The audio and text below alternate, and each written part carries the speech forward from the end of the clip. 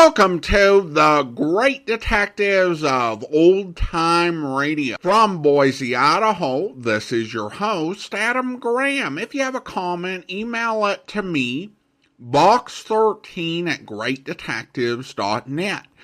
Follow us on Twitter at Radio Detectives and check us out on Instagram, instagram.com/greatdetectives. Today's program is brought to you in part by the financial support of our listeners. You can support the podcast on a one-time basis by sending a check to Adam Graham, P.O. Box 15913, that's 15913, Boise, Idaho 83715.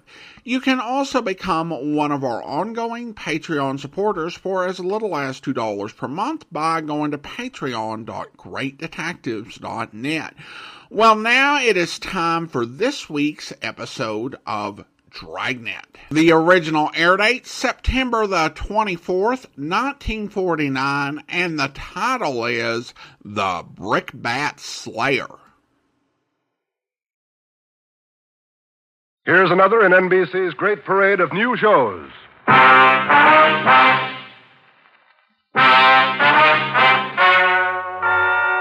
and gentlemen, the story you are about to hear is true. Only the names have been changed to protect the innocent. NBC brings you Dragnet.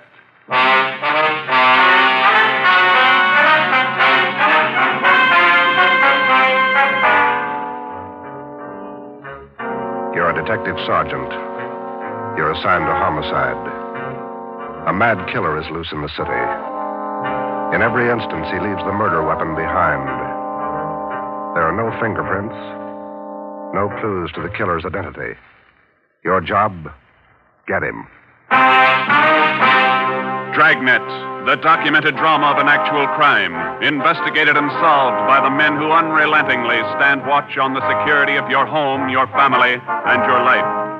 For the next 30 minutes, in cooperation with the Los Angeles Police Department, you will travel step by step on the side of the law through an actual case from official police files.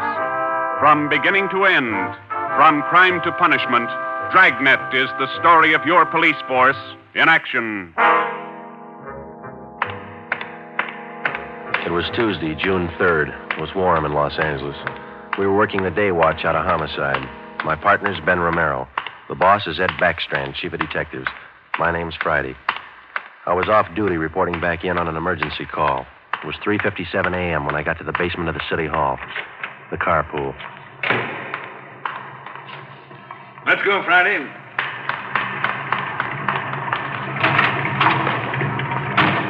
Sorry to call you back in. Couldn't be helped. All right, Ben. Okay, Skipper.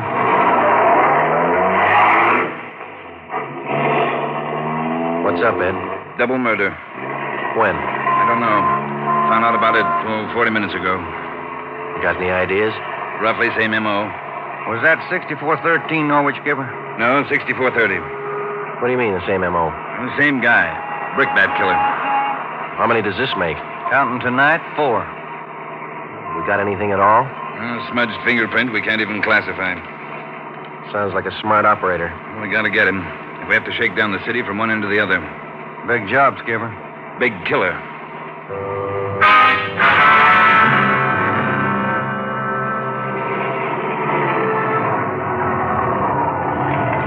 At 4:26 a.m., we pulled up in front of 6430 Norwich Drive, a small group of bungalow apartments facing on an oval-shaped garden court. 2 uniformed officers were stationed at the door to the apartment. Hi, Chief. Hiya, fellas. We went inside. Wellberg from Homicide was waiting for us. This way. In here. Well, there they are. Yeah. Mother, daughter. Joe, on the floor beside the bed. Yeah, a red brick.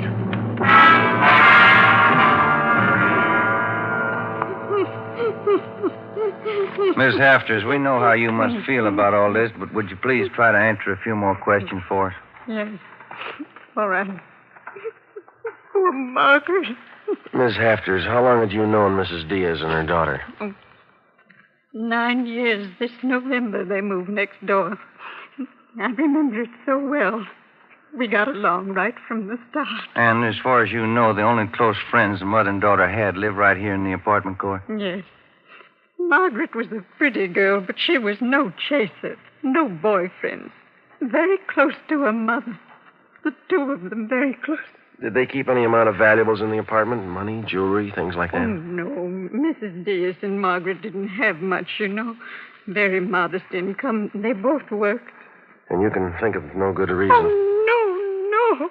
Oh, poor Margaret, poor Mrs. Diaz, lying in there.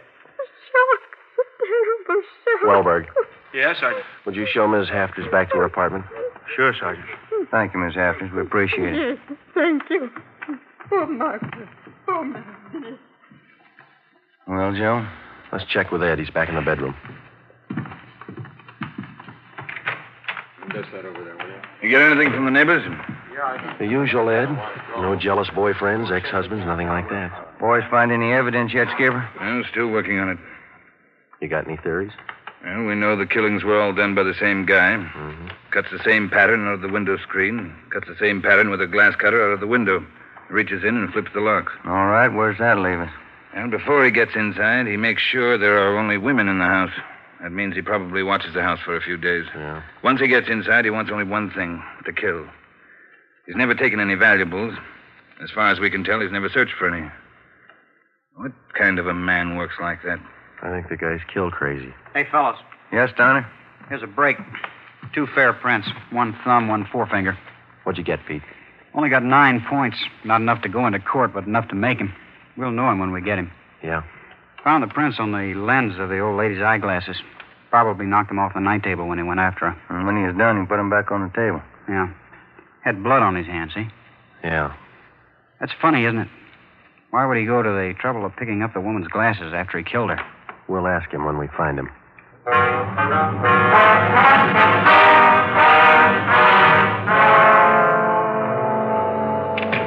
Hi, Ben. Joe. Might have something for you. We can use it, Lee. Hold it just a minute. Yeah. Crime Lab, Jones. Yeah. Yeah, all right. I'll tell him. Right, Ed. Backstrand. If you're through checking the victim's clothes by 8 o'clock, you can knock off for sleep until noon. What if we're not through? Take it up with the chaplain. Here's what I wanted to show you. Over here. A couple of casts. Bare footprint. That's right. Those from the Diaz place? Found them outside the dining room window in the flower bed. Take a look. Mm-hmm. Good cast. Size 9. 10. Missing toe there, huh? Left foot, first toe. That's lucky. Well, and the guy took his shoes off before he went in that house. That's the way it looks. You leave any other prints, Lee? 3 with the shoes on. Here they are. Here. Yeah. How would you say the guy is built, Lee? Oh, from the impression, pretty heavy man. There's no full length of stride, or I might give you an idea of his height. How about the bricks, Lee? Here they are, all 3 of them. Used this one in the first murder, this one in the second, this one last night. Leaves them around like calling cards, and there's no way to check them. You'll never get a fingerprint off a common red brick like this, Ben. Surface is too rough. Well, we got an idea of his weight. We know that the first toe's missing from his left foot. That's something. The one we had yesterday. We can check that missing toe in the amputation file, Joe. Yeah. Well, we better get back. Pete ought to have those prints ready, too. Thanks a lot, Lee. Okay, fellas. Say, they post the bodies yet? Yeah, they're doing it now. Same as the first 2. The brain? Concussion, hemorrhage. They didn't have a chance. Hold it a minute. Crime Lab, Jones. Sure, just a minute. Either one of you fellas. I'll get it, Joe. Okay. Yeah, Romero. Yeah. Good, we'll be right over. They got a make on those 2 fingerprints.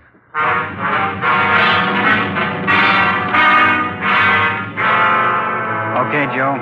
Single print file. Made him on the index finger. Let me see, Pete. Take a look, Ben. Yeah. Doesn't look like a killer, does he, Joe? Kind of nice looking. That's right, Pete. They said the same thing about John Dillinger. The name at the top of the make sheet read Carlos Richard Monterey, male, Caucasian, age 19, height 5 feet 11 inches, weight 165 pounds, dark brown hair, dark brown eyes. Last known address, 1663 Naples Street, Los Angeles. Previous arrests, 1, auto theft, February 8th, 1936. That was all. Ben and I had been expecting more. The information on the mama sheet for Monterey was 13 years old. So was the picture. So was the description. So was the address. In 13 years, a man can change in 1,000 ways. So can his habits, his appearance, his address. In 13 years, everything can change except two things. A man's fingerprints and a physical deformity.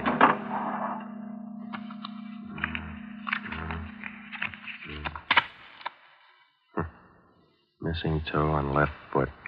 Carlos Richard Monterey.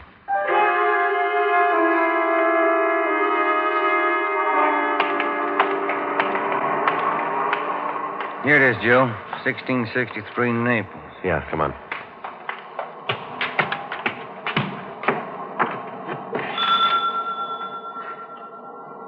Somebody's coming. Mm-hmm.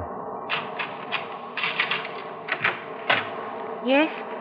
What is it? We're police officers. We'd like to ask you a few questions. Oh, yes. Would you like to come in? Thank you, ma'am. Yes? Would you mind telling us your name? Monterey. Isabel Monterey. What is it you want? You're married? Yes. My husband is Francisco Monterey. Would you explain why you are here? We thought you might be able to help us. We're looking for a man named Carlos Monterey. I don't understand you. We're looking for a man. We'd like to talk to him. Do you know where he is? Yes. Carlos is dead 7 years ago. He's dead, my husband told me. And does your husband know Carlos, or did he know him? He was his brother. What about your husband's parents, Miss Monterey? Where are they? They're both dead. Sometime now. Have you ever met Carlos? No, never. I have only heard of him. What have you heard of him, Miss Monterey? Do not ask me. This is important, very important. Francisco would not like it if I told you. It's important, Miss Monterey, believe us. Carlos, he's sick. His mind. For 8 years, Francisco has not seen him, not heard from him. He thinks he's dead. But he only thinks so, Miss Monterey. No one's told him his brother's dead. He just thinks so. What else is there to think? Where's your husband now? At his work, the store, Rivera Street near Main, grocery, Monterey Cartwright Grocery.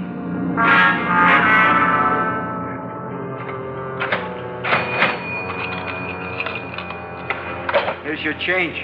Thank you, Mrs. Myers. Now, look, officers, you know how it is. You don't like to let these things get out. That's why I trust you. You can trust us, Mr. Monterey. We just want to check on a few things. Oh, fine. Always glad to help out if I can. Well, can you tell us if your brother was ever in a mental institution in his life? Oh, I know there was nothing wrong.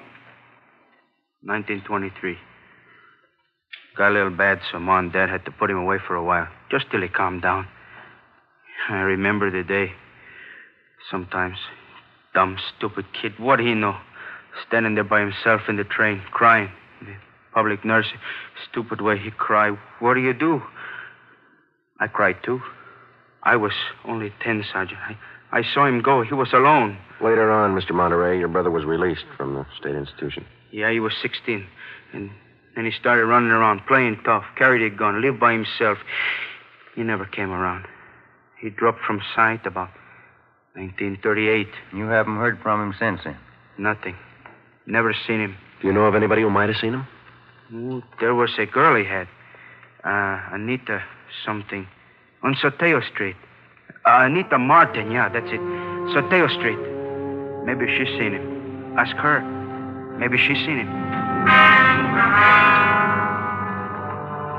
Carlos Monterey? Not in a year. Last March he was in. When I was working at the Peacock, down on South Main. He came in, we talked for a while. That was all. And you haven't seen Carlos for the past 2 months or so? I tell you, no. Has he written to you? Has he phoned you? Once, 3 weeks ago, he phoned. Here. He left a message with my girlfriend. But he didn't call back again. Now, that's it. That's all I know. Thank you, Miss Martin. Here's our card. If he does call, well, you'll let us know. Yeah, I'll let you know. You liked Carlos, is that it, Anita? Like him? No, I didn't like him. He was funny, but he was nice. You know, I pitied him. Why did you pity him, Miss Martin? Well, he was a good fellow who was strange. He could smile, you know. He had a nice smile, but you could tell he was never laughing. There was something in his mind. Something... Oh, I don't know.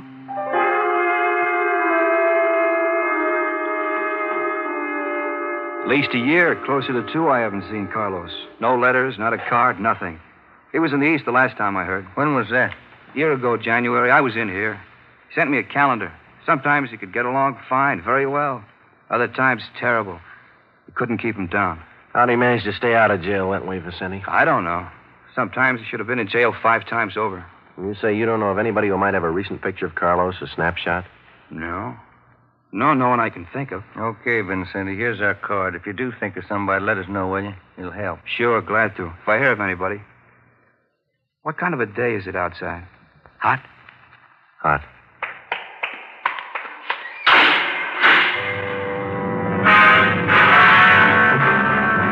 By 5 o'clock that afternoon, Ben and I were certain of one thing. Carlos Monterey was in the city of Los Angeles, somewhere. We drove back to the office and told Ed Backstrand about our interviews with Monterey's relatives and his friends.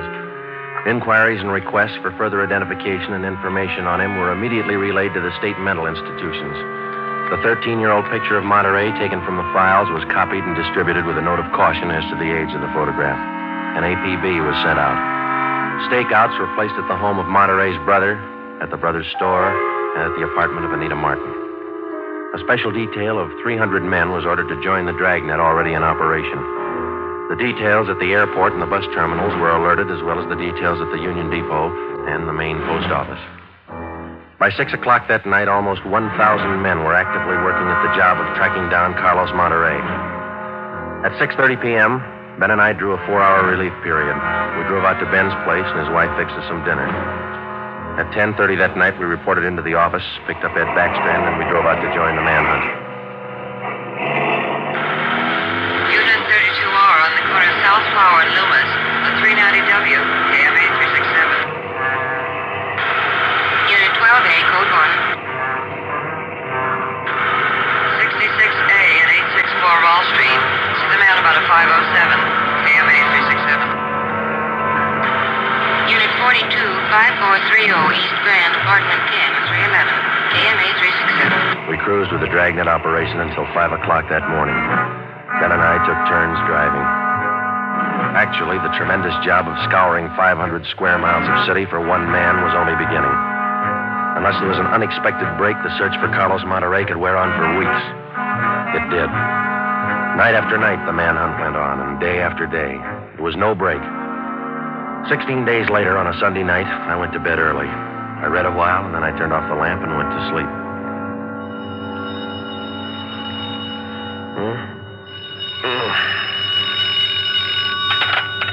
Hello? Friday talking. Sorry, Joe. Get in here as fast as you can.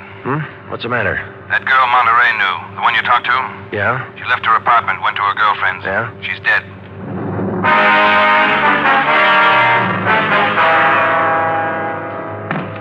There it is. Ordinary red brick. Found it by the body. How long's she been dead, Skipper? Well, she was seen alive about an hour and a half ago. Got 3 bare footprints, good length of stride. Found them down in the lot beside the house. What do they look like? Same guy. First toe missing from the left foot. The same weight impression. Should be about 5'11". That checks out with what you got, doesn't it? All right, so it's the same guy. What about those shoes we found, Lee? Yeah, they correspond. They were impregnated with foreign matter. What'd you find? Particles of lettuce leaf, dry onion skin, traces of red cabbage. Maybe a vegetable counter. Maybe. What about the city wholesale market down on Front Street? What about any market in Los Angeles? No, Lee, that wholesale market is big enough to hide anybody. Hundreds of transients work in there. Some of them even sleep there. For a guy like Monterey, it'd be perfect. That's a fair guess. Check it when it opens. They open at 2 a.m. 2:30 now. All right, get back to the office and pick up as many extra men as you need. Get down there right away. Okay, Ed. Now, you know he's a rough one, so watch it. On Monday, June 23rd, at 2 minutes past 3 a.m., we pulled up at the city wholesale produce market. With the exception of 54 police officers in plain clothes who mingled with the buyers and sellers, business went along as usual. The market itself covered almost 3 square blocks in the lower part of the downtown area. It was divided off into hundreds of individual stalls by flimsy wooden partitions. To make the search even tougher, the place was crowded. For the first 45 minutes, we had the men circulate at random through the crowd on the chance that one of them might spot Carlos Monterey from the 13-year-old picture. It didn't happen. After that, we started a systematic canvass. We talked to the customers. We talked to the managers of the different booths. We gave them Monterey's description. We showed them his picture. Nobody recognized him. We checked the employment records one by one. Not a sign. Sorry, Sergeant. I'd like to help. I've never seen the guy. Okay, Mr. Snyder, thank you. We sure picked the sweet jobs, don't we? Oh, yeah. We could spend a year at this. Oh, Sergeant Friday. Yeah, Kamansky. Did you find something? Guy at the booth over there against the far wall. Thinks he might have hired Monterey a couple of days ago. Come on, Ben. Where? Over there, Sergeant. You showing Monterey's picture? Yeah, he thinks it might be him. Mr. Frasinetti, this is Sergeant Romero, Sergeant Friday. Yes, I told your boy, Sergeant. This fellow Carlos, I hired him to help last Thursday.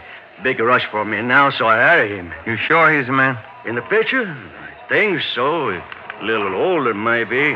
Oh, but I know faces. He's the man.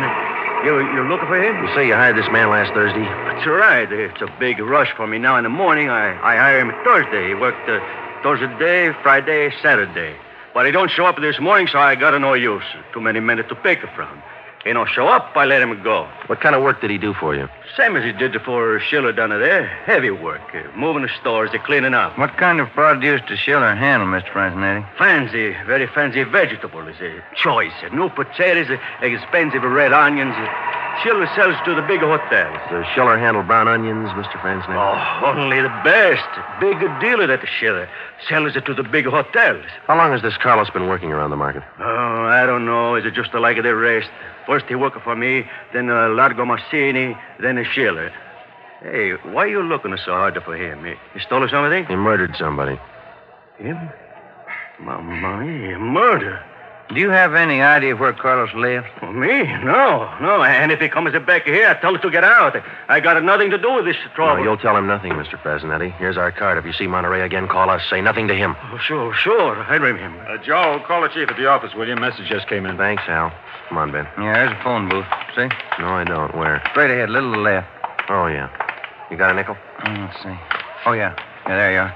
Thanks. I'll see what Ed wants.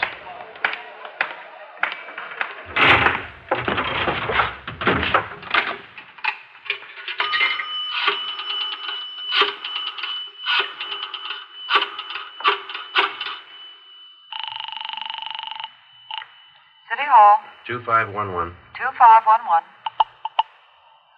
Chief of Detectives Office, Hannon. Hi, Mike. Ed there? Ed, take it on extension 2, will you? Backstrand talking. Friday, Ed. Move fast on this one, Joe. What's up? Main post office. Carlos Monterey picked up a letter there less than 5 minutes ago.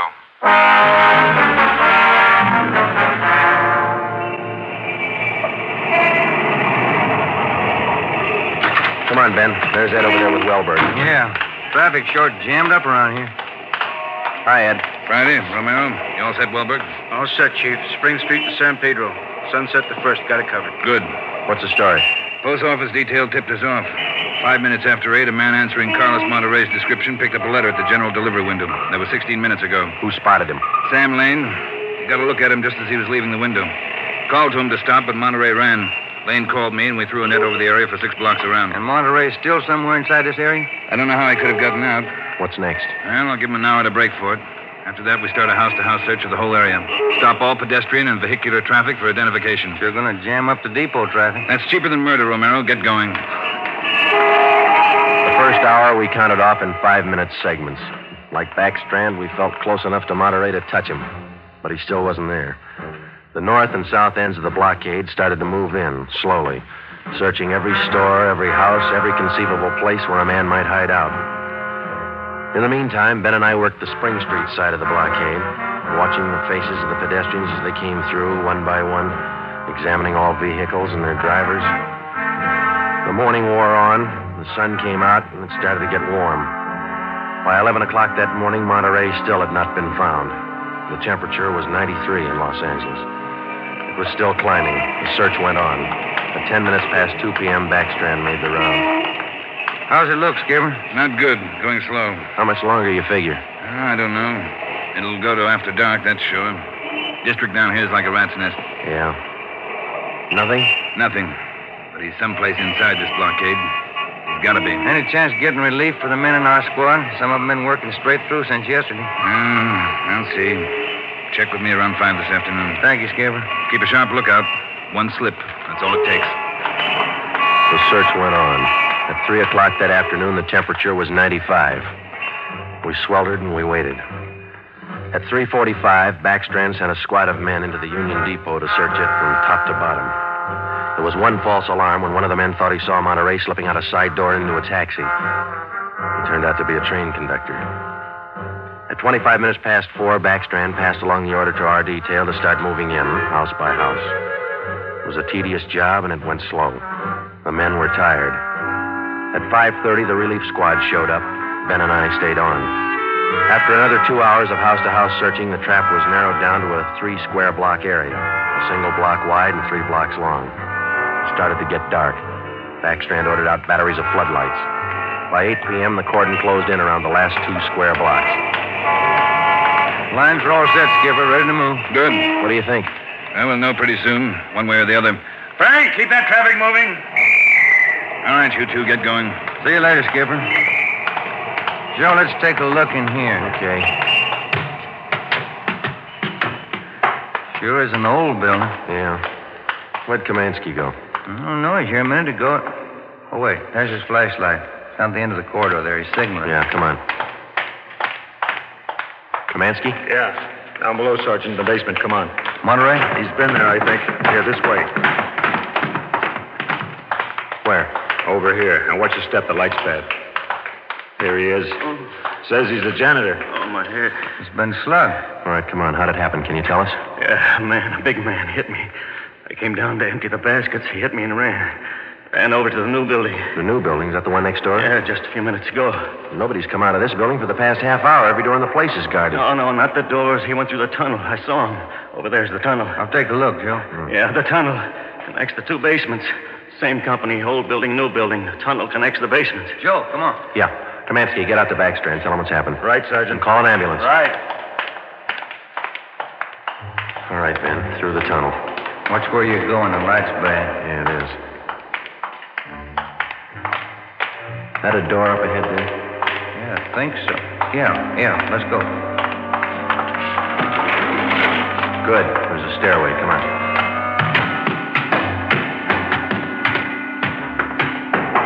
Watch the doors. Joe, the elevators. They're both on the 3rd floor. Let's head for the stairs. Ben, come on.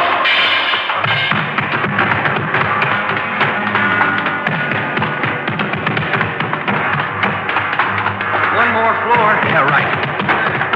Come on, hurry. Yeah. Look, top of the stairs. There he goes. All right, hold it, you. Stuck in the elevator. Joe, he's going down. Well, we'll never make it on the stairs. Joe, look. This other elevator. The control lever's bent. Let's try it anyway. Yeah.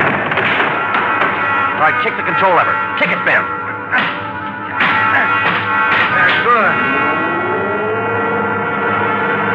All right, Ben, knock the lever back. Come on, quick. Yep. What's the matter?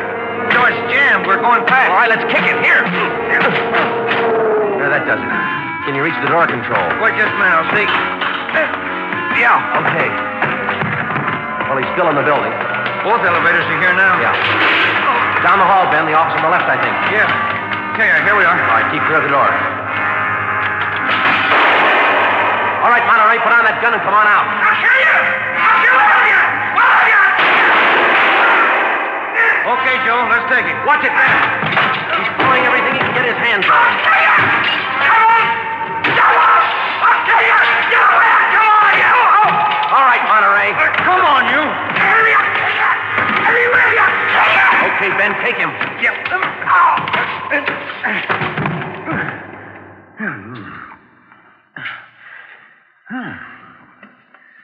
Nice looking guy. Clean cut. Yeah. Doesn't figure, does it? What's that? My wife would say he doesn't look like a killer, does he? What's a killer supposed to look like? The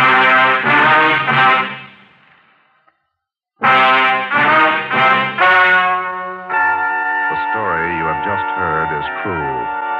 Only the names were changed to protect the innocent. Carlos Monterrey was examined by 5 different psychiatrists appointed by the Superior Court and was found to be sane. He was tried and convicted of murder in the first degree. He was executed in the lethal gas chamber at the state penitentiary.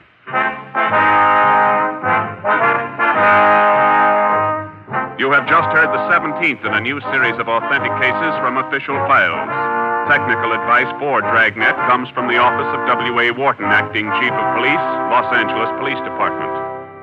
Tonight's program is dedicated to motorcycle patrolman John Kramer of the El Paso, Texas Sheriff's Department, who on the afternoon of April 26, 1940, gave his life so that yours might be more secure.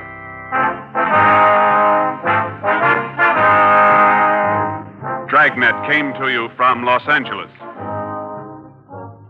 Your tune for the stars on NBC. Welcome back. Well, this is another case that moves from a brutal crime scene to simple clues that put our heroes on the right track. It's such a great formula and really works time after time with all the different turns and variations an investigation can take. Now, you might have been wondering how the criminal was found guilty, even though he was obviously disturbed. The short answer to that, and I'm offering my non-lawyer explanation, is that legal insanity requires that whatever disturbance you have renders you unable to understand your act or its nature, or the difference between right and wrong, and nothing in today's episode indicates that that was the case. Friday's question at the end as to what a killer looks like is a good one. Media portrayals of killers then and now often imagine a certain type or a certain look. There's makeup that can be applied to actors that can in certain ways reflect menace, and certainly actors can put that into their performance even without makeup and, camera work and things like that. And then, of course, you have stereotypes about how criminals look. One of my favorite audio dramas of all time, Chimes of Midnight, made fun of that when suspects were being asked who they suspected was the murderer, and they would give an answer, and when asked why, they'd say, well, because he or because she has beady eyes. But none of that really counts in real life, and if you can get citizens distinguishing between fantasy and reality as much as possible, that makes the job of police officers a lot easier. Well, now we turn to listener comments and feedback. And we start out on YouTube, and Lavender writes, love Jack Webb, and Steve says, thanks Adam, you rock. And over on the site called X, I posted the graphic for the podcast Spotify Wrap, which shows on Spotify an increase in listeners and streams and new followers. Elisa said, in response to this, I discovered your podcast this year and have thoroughly enjoyed it. Well, thank you so much, Elisa. Hope I pronounced that correctly. And then I received an email from David, a Patreon supporter. At the detective sergeant level of $7.14 or more per month, he writes, I went to the first episode of Box 13 in the shows and discovered that it is also your episode 0001. This was like finding the Dead Sea Scrolls. Not only the original Dan Holliday, but the original Adam Graham in the first 4 Box 13 episodes and the original 16-inch recordings. You were one excitable guy back then, 2009, in those first recordings, and no commentary, just pushing it out there as fast as you could. Suddenly on episode 21, you open up with a lot of commentary with where the show was going. Some of it was not quite well structured in presentation as you speak now. I only point this out to show how well you progress through the years. The host intro is better, the commentary is better, and you should be rightly proud to have improved in over a decade as the Great Detectives podcast host. It seems in the middle years you consciously slowed your speaking pace down a lot, but have since revved it up a little. I like your lively pace now, and I appreciate that you sometimes deliver some drawn-out, complex commentary that usually seems well thought out and practiced. You really have an experience, and if you didn't start out as a complete expert on old-time radio, you sure are now. Your faithful listener. Well, thanks so much. Thank you for your kind comments, and I appreciate the observation. Now, of course, all of the original episodes from the first few seasons of The Great Detectives of Old Time Radio, all 5 days a week, are available as part of our Volume 1 feed at volume1.greatdetectives.net. And actually, episode 0001 wasn't actually the first episode that I did. You see, I wanted listeners to my Old Time Dragnet podcast to be able to subscribe to the podcast from day one, which means I had to have an active feed with something on there. Now, of course, this year when I launched the Old Time Radio Snack Wagon, I put a podcast trailer out and people could subscribe to the podcast after listening to the trailer, but this was before podcast trailers, and that makes me sound incredibly old. We didn't have those fancy podcast trailers, so I did a full episode. And I opened that episode with about 10 minutes of commentary where, in a sort of very disjointed fashion, I talked about my plans for the podcast. I did not receive favorable feedback on that particular approach. And so in early weeks, I may have been overcorrecting. I should also add that that is the only episode that I've edited down, because there are people who find the episode 000, listen to it, think that's what the whole podcast is going to be like, and get, turned off to the whole thing. That is preserved. My whole intro from that pilot episode is preserved in the season 1 commentary that's part of volume 1. And when I do listen to early commentaries, which I've had an occasion to do as we've been getting volume 1 posted and now into volume 2, with volume 1 and with also Old Time Radio Superman, I too am kind of blown away by the speed at which I started talking when I was first getting started. I'm like, where did this energy come from? I mean, I know where it came from. It came from nervousness. And I got the idea, and I think it may have had something to do with, like, the sort of church culture that I grew up around. It was the idea that passion means being loud and being fast. Those two things. I've kind of come to appreciate more as I've grown older that sometimes passion, eloquence, what have you, can come with variation of pitch and variation of speed, and it doesn't have to be all that fast. But slowing myself down is always a challenge whenever I'm doing anything with communications. And actually, throughout so much of the early years of the podcast, what's kind of surprised me as I've gone back and reviewed so many episodes is that there were, not a whole lot of commentary. Often a little bit of intro at the beginning, and then at the end, maybe a sentence or two, and we're done. Which I wouldn't have expected, because we were still getting all, when we got the negative feedback and reviews, it was, you would think that I was going on like Jefferson Smith at the end of Mr. Smith Goes to Washington. But so many of those episodes were like 2 or 2.5 minutes of me talking, combined opening and closing. And I was not an expert on old time radio when I started. I knew some things, but some of the things I knew, to paraphrase a president, weren't so.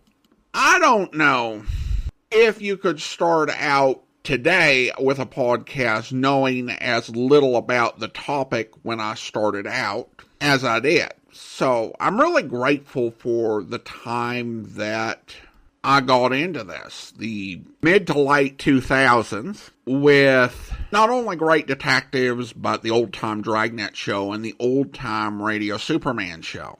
And there was a real opportunity to learn as you go. And I think that on balance, people were incredibly gracious and encouraging. And that really helped me just to be able to stick with it and to be able to learn and get better. And I've always been open to constructive feedback, as opposed to feedback that is nasty or out of touch with reality, quite frankly. And even this year, we've made some changes in some subtle and not so subtle ways. For example, we've changed the show notes and some of the things that we do in them. I appreciated your note and all the encouragement that I've received from so many listeners over the years, which has really allowed the podcast to change and grow. Well, now it's time to thank our Patreon supporter of the day. Thank you to Pat, Patreon supporter since September 2020, currently supporting the podcast at the rookie level of $2 or more per month. Thank you so much for your support, Pat.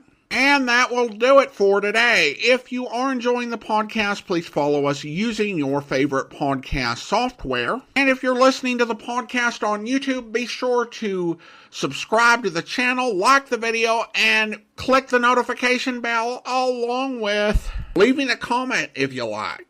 We will be back next Saturday with another episode of Dragnet. And tomorrow, of course, will be our Sunday Encore. And also check out Video Theater, videotheater.greatdetectives.net for one of our great Christmas special encores. And then be sure to listen on Monday when we resume our regular lineup with The Falcon, where... I'm engaged to be married. Congratulations. I'm not sure they're in order. That's what I want you to find out. Well, just a second, Gloria. I don't go in for petty snooping if you're just trying to find out whether your boyfriend is stepping out on No, you. Mr. Waring, I'm not concerned about other women. All right, then. What I want to know is, what does he do for a living? Didn't he tell you? Yes, a number of things. But you don't believe him. I did until yesterday. But they're too fantastic. All about big business deals, but he won't give me any details. It's all so secretive, I can't help wondering if maybe he's mixed up in something illegal. Otherwise, why would he try to keep things from me? I don't know. Well, what'll it cost to have you investigate? Quite a lot, but I'll give you some advice for nothing. What's that? Forget him. I can't. As long as you have such serious doubts about him. Just the same, I love him. Well, then, what are you doing here? Hoping you'll prove my doubts are wrong. And if they aren't? I don't know. I hope you'll be with us then. In the meantime, do send your comments to box13@greatdetectives.net. Follow us on Twitter at Radio Detectives and check us out on Instagram, instagram.com/greatdetectives. From Boise, Idaho, this is your host, Adam Graham, signing off.